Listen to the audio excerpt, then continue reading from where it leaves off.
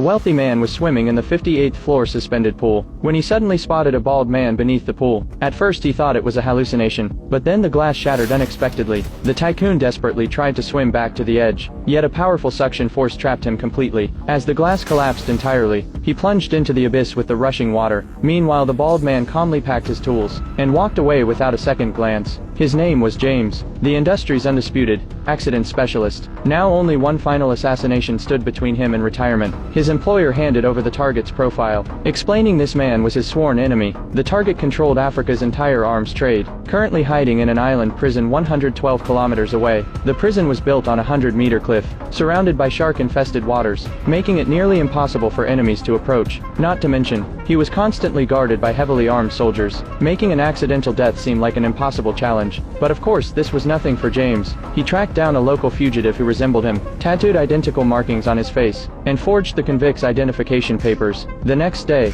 James deliberately provoked local police. They immediately recognized him as the wanted fugitive, and just like that he was inside the prison. During yard time, James quickly spotted his target Alan, surrounded by bodyguards as expected. Then James noticed something unexpected. Someone had smuggled in a dagger. Seizing the chaos during meal distribution, James engineered a distraction, and effortlessly stole the blade. Just as James plotted how to reach Alan, opportunity came knocking. A prisoner crept suspiciously toward Alan, suddenly brandishing a weapon. At the critical moment, James flung the stolen dagger, neutralizing the attacker perfectly. Witnessing this, Alan immediately ordered his guards to release James. Clearly, James had earned Alan's trust. Grateful for the rescue, Alan invited James to a private candlelit dinner. Over the meal, Alan confided that once he escaped this prison, he would rule all of Africa, with a place of honor reserved for James. But faced with this perfect alone time, James ignored the offer, swiftly executing Alan with a concealed cane strike. The commotion alerted guards outside, yet James calmly shushed them, claiming Alan was deep in prayer.